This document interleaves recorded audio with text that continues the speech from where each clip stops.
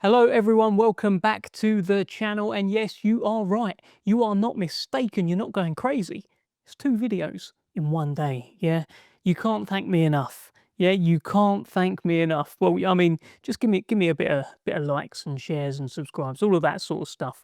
Um, but we're here, and do you know why we're here? Do you know why we got to do 2 videos? Because this topic is just so big. You can't just sort of stick it in at the end of talking about Shakur Stevenson signing for Zuffa Boxing. You got to talk about this on its own, and it's Anthony Joshua against Tyson Fury, Tyson Fury against Anthony Joshua, and for me right now, there are, I've been, I don't know why I did it.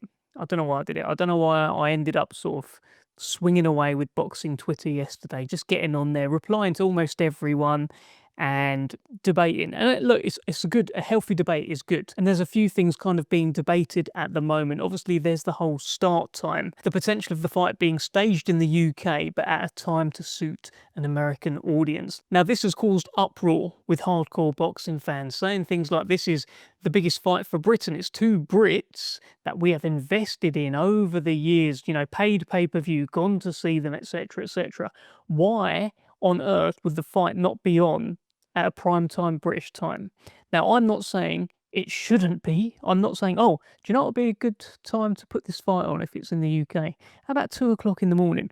That's not what I'm saying. I'm saying that I understand why the people who are putting up the money for the fight, Netflix, want to give themselves the best possible opportunity to get a return on their investment. And clearly they feel that the UK market has a start time that can be tweaked. You can play with that a little bit.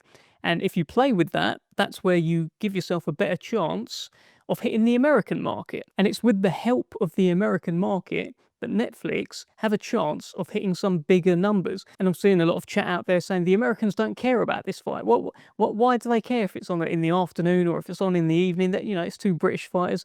The Americans don't care. I've heard people saying that. And if it is the case that the US audience doesn't care about Tyson Fury against Anthony Joshua, that is exactly the reason why Netflix need to make them care. And how do you make them care? You certainly don't put it on at 2 o'clock in the afternoon. You bring it to them at a time where they're going to be naturally watching Netflix, watching sort of Saturday night TV. That's what you have to do. And it's not going to necessarily work. I'm not saying that everyone who's watching TV at that time are suddenly going to watch the fight in America. It's just giving them the best possible chance. So you might just get casuals going through Netflix, seeing what's going on. Boom, there it is, Fury v Joshua. Let me have a look. And they're just more likely to be doing that at that hour than they would be earlier. And it's not just me sort of making that up. Oh, I don't know audience stats like in America or anything like that. But do you know who does? Netflix. So they're the ones who are coming up with all of this stuff. They have clearly looked at their data and come to this. But yeah, I was just sort of swinging it out on Twitter, but I think people think that I think it should be on at 10 o'clock. Like, I don't care. Like, I don't know if I'm going to be there. I'll just definitely be watching the fight. And me personally, you can put it on at 10 o'clock, 11 o'clock, 12 o'clock, 1, 2, 3, 4, 5, 6. Don't care, gonna watch it. Invested way too much time into the fight for the last, 10 years of following these guys' stories. I'm sure I can wait another 4 hours if I need to. And that's kind of my message. I agree. Look, not everyone's going to agree with me. And there's going to be people who are, I'm not going to stay up that late. No, I've got kids. I've got to take them X, Y, Z. There's people with responsibilities. But my feeling is people are going to watch it in the UK kind of regardless of the time. I stand by that. And it's clearly something that Netflix think as well. And it's something that Eddie Hearn agrees with. If you watch his interview on IFL TV, he said Netflix are probably right about that. Once you're in kind of thing. Once you're invested, you're invested. So why would Netflix not try to give themselves the best possible opportunity? But there is a section of fight fans just moaning about the fight who will just moan about anything. You know them, you see them on your feeds every day. There's no good news in boxing for certain people. When the fight was first talked about, people were saying, oh, it's too late, I'm not going to watch it now, I'm going to boycott this fight, it's happened way too late. When they were talking about it being in the States, they say, oh no, it shouldn't be in the States, no way, boycott the fight. When they're talking about how maybe it's in the UK, but maybe at a later time, just a few hours later start time than what it was going to be before, no, boycott it, we can't have them doing this. Like, there will always be a reason to moan if you're looking for it. And some fight fans will just moan. That's just kind of the nature of the beast. There is currency frequency in moaning. There are likes and shares in moaning and, having an issue with something. Take your Gary4765 on Twitter, right? A man who has been moaning and moaning about Tyson Fury versus Anthony Joshua. You could place this fight in his back garden at 10 o'clock on a Saturday night. And he could be sat there watching it with his mates, and his mates will look over to him and they say, Gary, look, this is incredible. It's Tyson Fury versus Anthony Joshua in your back garden.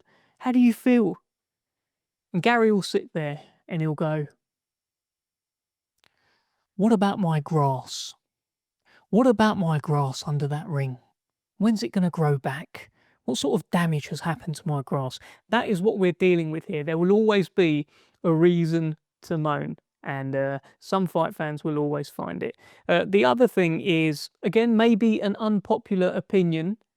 I think this fight between Tyson Fury and Anthony Joshua is bigger than ever. There's a lot of comments out there saying it's not the fight it was 5 years ago. It's nothing now compared to what it was 5 years ago. Now, from a sporting standpoint, yeah, neither of them are world champions. It's now a fight between Ring Magazine #3 ranked heavyweight in the world, Tyson Fury, against his biggest rival, Anthony Joshua. They haven't fought yet. It's two former two-time world champions. That's what it is right now. But it's no longer a fight to determine the best heavyweight in the world. That's what it would have been once upon a time. So I get that from a sporting standpoint, it's not where it was 5 years ago. However, from an eyeball standpoint and an interest standpoint and a general revenue standpoint, it's bigger than ever. It's much bigger than it was 5 years ago. So much has happened. Tyson Fury has had 2 series on Netflix about his family, about his life.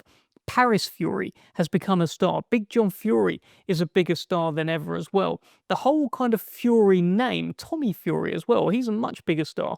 The whole Fury name is right up there like that. It is bigger than ever. Tyson's currently filming his 3rd series for Netflix. There's talk of a documentary that's coming out on Netflix as well.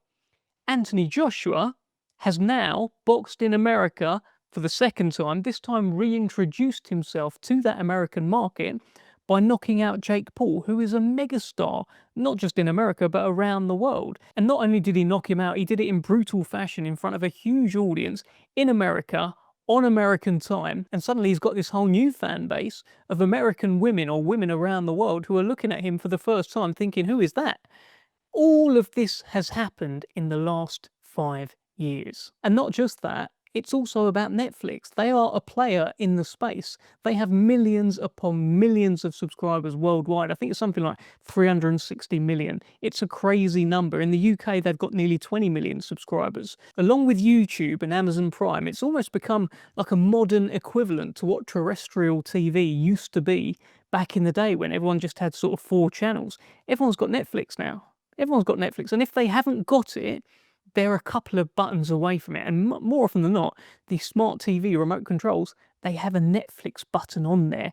Just like 1, 2, 3, 4, Netflix. Netflix is on there as well. YouTube's on there.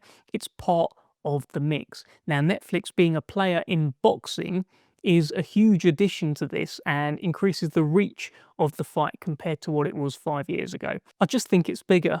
And I think it's going to do enormous numbers. And the voices out there who are downplaying it, it's almost like it's not targeted at them. In order to get the huge numbers worldwide, the fight isn't just aimed at hardcore boxing fans. It's in order to get the numbers, it goes way beyond that. Casual sports fans, fans who won't be able to tell you the record of each fighter, who probably won't be able to name 5 opponents that each of the fighters have had. Just people who know what they look like, have heard of them, and probably just see them trash talking in Fight Week. That's kind of who it's aimed at. But yeah, that's my opinion. That's how I feel about it. I feel I've got quite a reasoned kind of thinking behind it all, but let me know in your opinion what you think. Let me know in the comments, and I'll see you on the next one.